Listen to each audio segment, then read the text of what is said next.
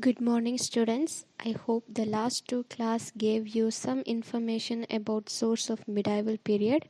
This is the third class. With this class, I'll finish this lesson. So, we are learning History Unit 1, Source of Medieval India. This source of medieval India is classified into two, primary source and secondary source. Under primary source, we have inscription, monuments, and coins.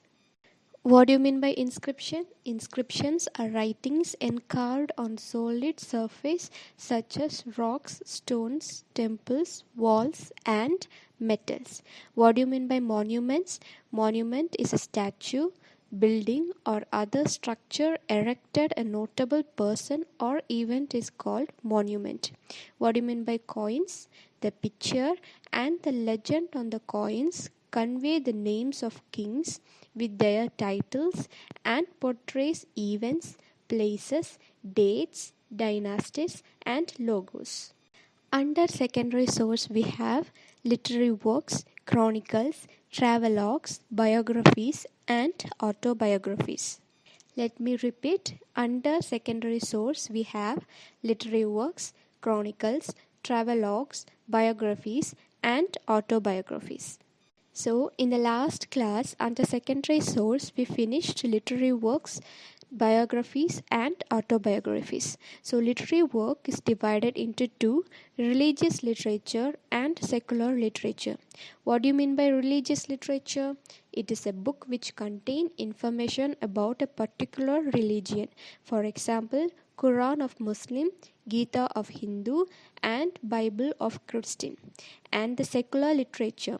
Secular literature means it is a literature which is not connected with spiritual matter. I will repeat. Religious literature means it is a book which contains information about a particular religion. Secular literature means it is a literature which is not connected with spiritual matter.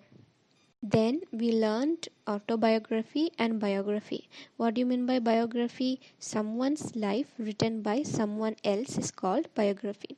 What do you mean by autobiography? Person's life written by that person itself is called autobiography. So, as I told you, under secondary source we have literary works, chronicles, travelogues, biography, and autobiography. Today, in this video, I will cover chronicles and travelogues. What do you mean by chronicles? A person who writes accounts of historical events. For example, if a foreign person is visiting Kanyakumari and if he writes a book about Kanyakumari, that book will become our history. That book contains all historical events about Kanyakumari. So that foreign person is called chroniclers. Okay?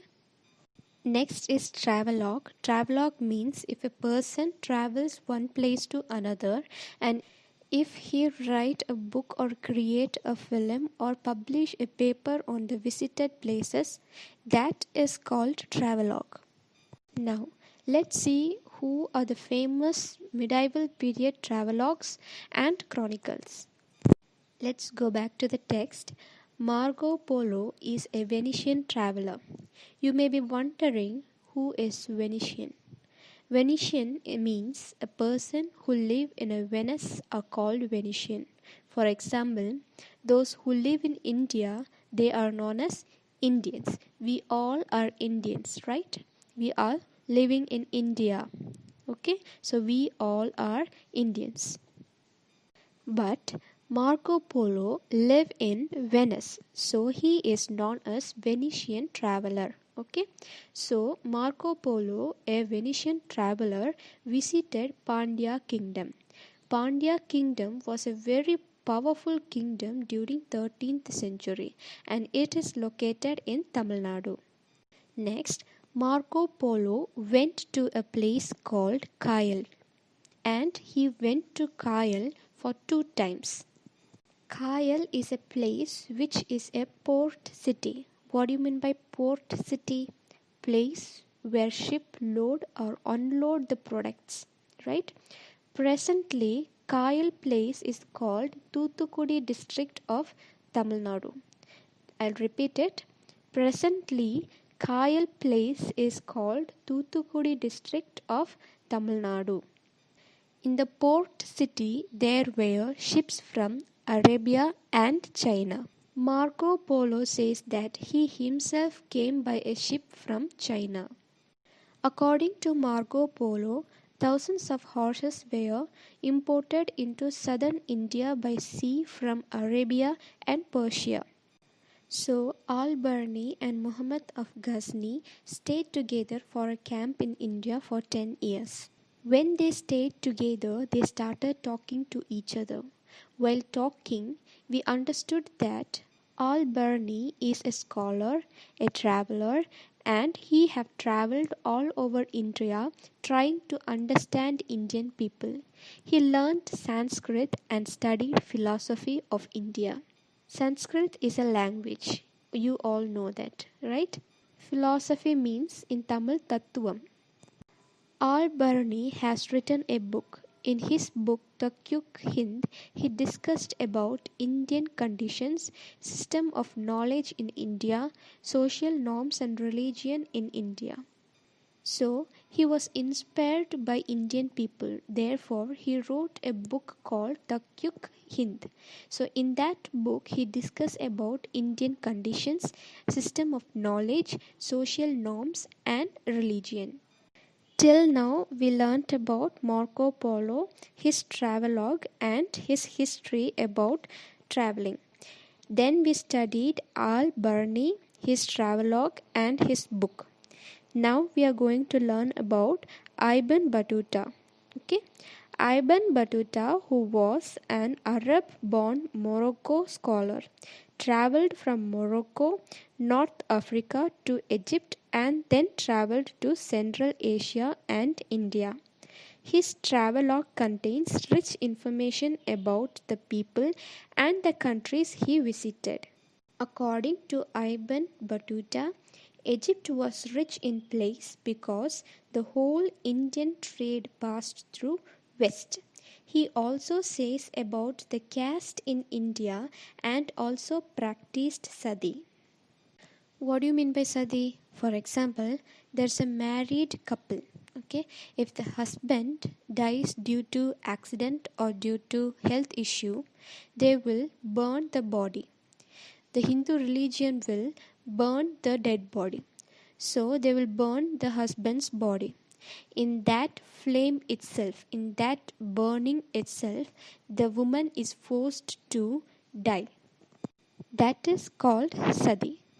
From Ibn Battuta's travelogue, we learn that the Indian businessmen carry a brisk action of buying and selling goods in foreign ports and Indian ships in the seas. He also describes Delhi as a vast and magnificent city. What do you mean by magnificent? Beautiful, elaborate, impressive, etc. So he describes Delhi as a vast and beautiful city. During this time, Sultan Muhammad bin Tughlaq transferred his capital from Delhi to Devagiri, which is located in Daulatabad in south, and converted the city into a desert. I'll repeat it. During this time, Sultan Muhammad bin Tughlaq transferred his capital from Delhi to Devagiri, which is located in Daulatabad in south, and converted the city into a desert. And in the south, Vijayanagar had many foreign visitors who left details about Vijayanagar Emperor. The foreign visitors are Niglo County came during 1420. Second is Abdul Razik came from Hart in 1443. Third is Domingo Pace, a Portuguese traveller, came during 1522. Who are the foreign visitors who visited Vijayanagar Emperor? They are first Niglo County came during 1420. Abdul Razik came from Hart in 1443, and last one is Domingo Pace, a Portuguese traveller, came during 1522. All these foreigners recorded their observation, and it is very useful for us today to know the glory of the Vijayanagar emperor. So these foreigners visited Vijayanagar emperor, and then they observed all the details about Vijayanagar and wrote the history. So this history is now useful for us to know the glory of Vijayanagar emperor. Okay. So we have finished our first lesson, that is source of medieval India. We had 3 classes and it was very good, and thank you for your cooperation. It was a very wonderful class. Okay, now you can listen to the 3 classes and recall the lessons thoroughly. Okay, thank you students, have a nice day.